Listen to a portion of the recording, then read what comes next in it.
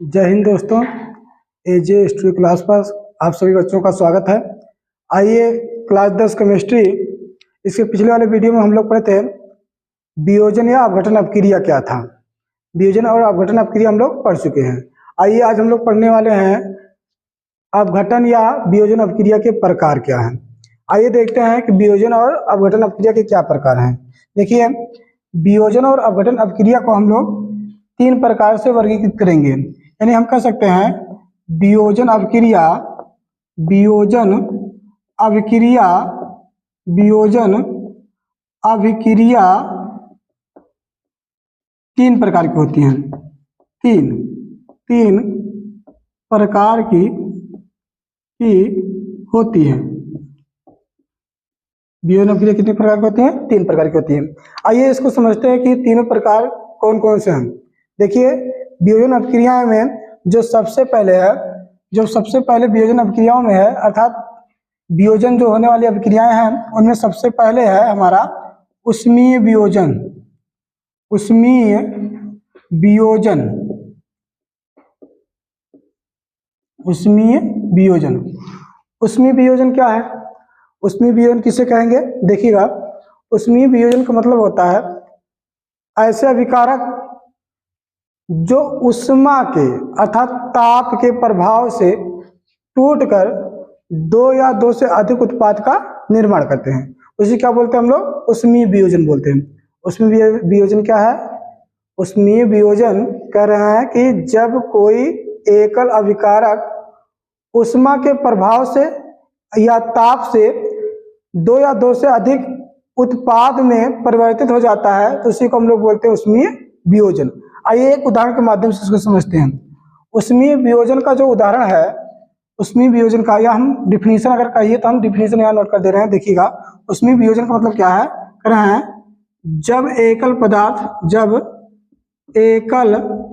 पदार्थ जिसको आप लोग अभिकारक बोलते हो, अभिकारक ताप के प्रभाव से 2 या 2 से अधिक उत्पाद का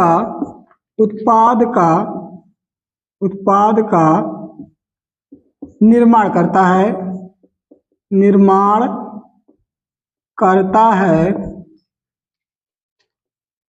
है ऊष्मीय वियोजन कहलाता है। ऊष्मीय वियोजन कहलाता है। आइए उदाहरण के माध्यम से सुनते हैं ऊष्मीय वियोजन का जो उदाहरण होगा वो क्या होगा। देखिए, हम लोग ऊष्मीय वियोजन कर रहे हैं कैल्शियम कार्बोनेट का ऊष्मीय वियोजन। कैल्शियम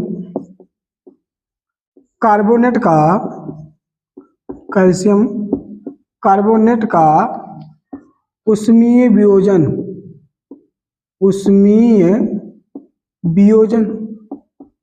आइए देखते हैं कैसे होगा ये कैल्शियम कार्बोनेट का ऊष्मीय वियोजन कैसे होगा। आइए देखते हैं। देखिए, कैल्शियम कार्बोनेट का फार्मूला होता है CaCO3। इसको क्या करेंगे, जो ये CaCO3 है, जब इसमें हम लोग ताप या उष्मा देंगे तो ये टूट जाता है। किसमें टूटता है ये? Calcium oxide plus carbon dioxide में।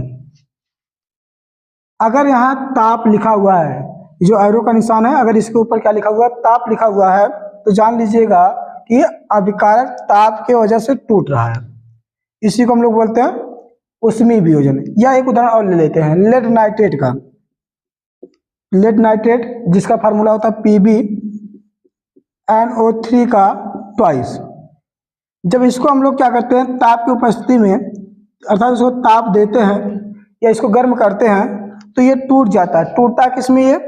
ये टूटता है हमारा लेड ऑक्साइड PbO प्लस हमारा नाइट्रोजन डाइऑक्साइड NO2 प्लस हमारा ऑक्सीजन में, ठीक ना, O2 में, इसमें टूट जाता है। ये हो गया हमारा ताप की वजह से इसका वियोजन।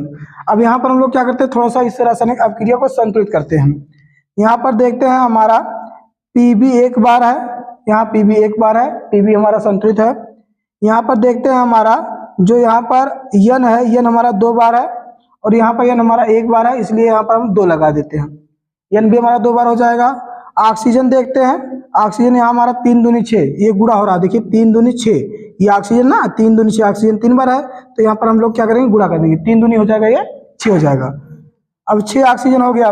और यहाँ पर देखिएगा, यहाँ पर 2 दूनी 4, 2 6 और 1 7 ऑक्सीजन हो जा रहा है।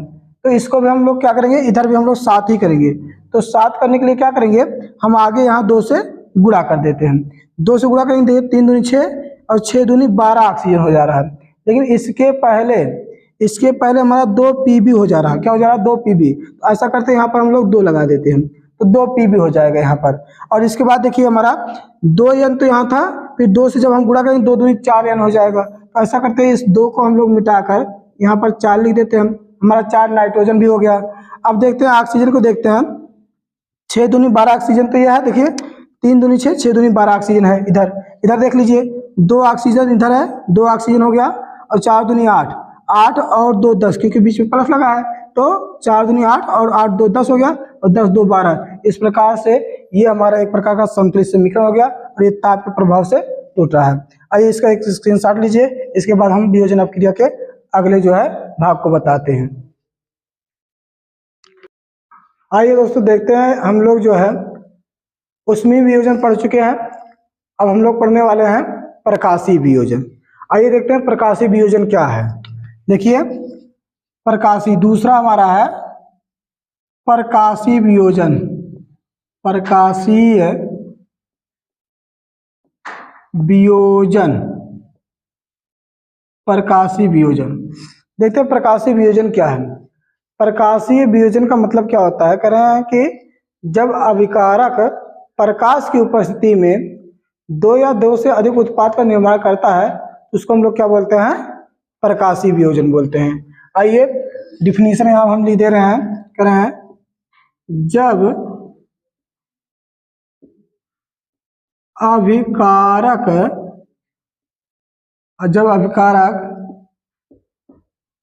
प्रकाश, यहाँ प्रकाश हम लिख रहे हैं सूर्य का प्रकाश, सूर्य के प्रकाश की उपस्थिति में टूटकर 2 या 2 से अधिक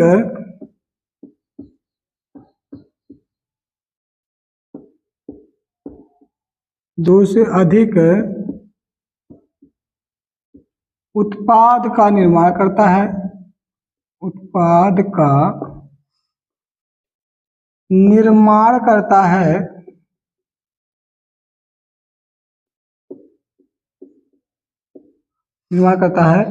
प्रकाशीय वियोजन कहलाता है। प्रकाशीय वियोजन कहलाता है, वियोजन कहलाता है। ये होगा, देखिए मतलब सूर्य के प्रकाश में वो क्या होगा, टूटेगा। कौन टूटेगा, अभिकारक टूटेगा। किसमें टूटेगा, 2 या 2 से अधिक उत्पाद में टूटेगा, ठीक ना। आइए हम उदाहरण के माध्यम से आपको समझाते हैं। देखिए हम लोग उदाहरण में क्या लेंगे, HI लेंगे,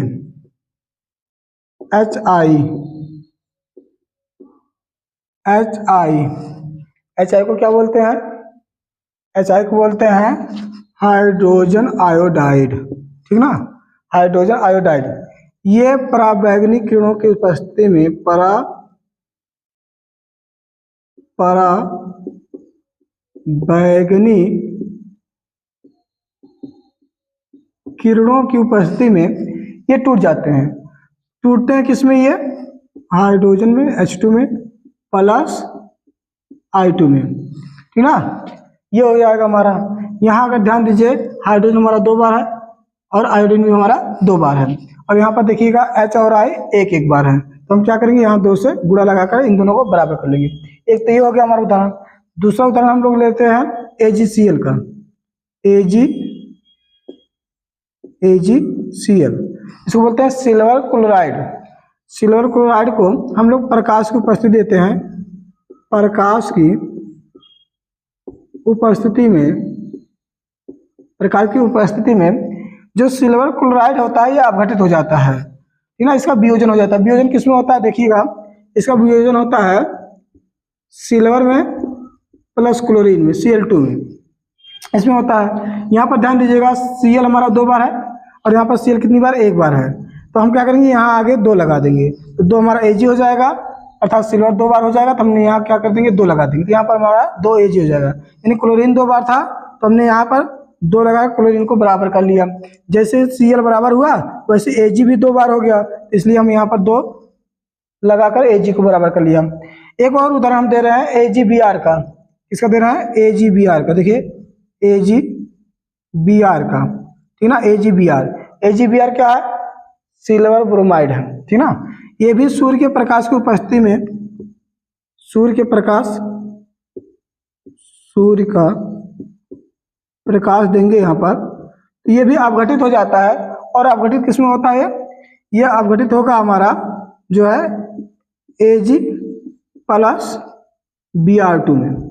यहाँ पर फिर ध्यान दीजिए, जैसे Cl यहाँ हमारा 2 बार था तो हमने यहाँ पर 2 लगाकर Cl को बराबर किया था, उसी प्रकार से यहाँ पर हमारा Br2 अर्थात 2 बार Br है। यहाँ पर हम क्या करेंगे, 2 लगाकर इस Br को जैसे संतुलित करेंगे वैसे ही हमारा 2 Ag भी हो जाएगा।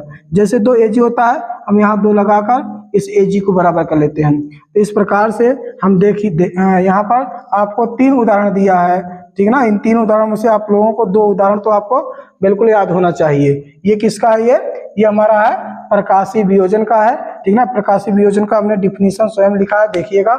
इस जो है इसका आप लोग एक स्क्रीनशॉट लीजिएगा। इसके बाद हम जो है इसका तीसरा जो वियोजन अभिक्रिया का तीसरा प्रकार है उसको बताते हैं। अब हम लोग पढ़ने वाले हैं विद्युत वियोजन।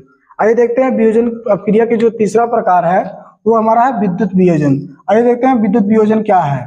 तीसरा हमारा क्या है, विद्युत वियोजन है। आइए देखते हैं विद्युत वियोजन क्या है। विद्युत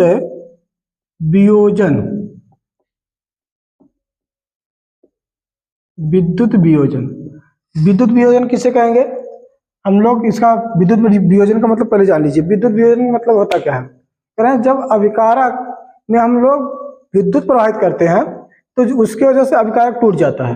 टूटता किसमें है, उत्पाद में टूटता है। ये 2 या 2 से अधिक उत्पाद में जब टूट जाएगा, किसकी वजह से टूटेगा, ये विद्युत की वजह से टूटेगा। जब विद्युत की वजह से टूटेगा तो उसी को हम लोग क्या बोलेंगे, विद्युत वियोजन बोलेंगे। आइए हम लोग डिफिनीशन को देखते हैं। डिफिनीशन हमारा क्या बनेगा, कहेंगे जब अभिकारक विद्युत के कारण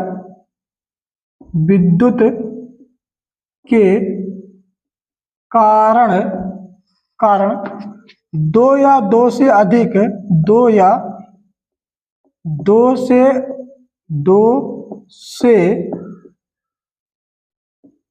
अधिक उत्पाद का निर्माण करता है, 2 या 2 से अधिक उत्पाद का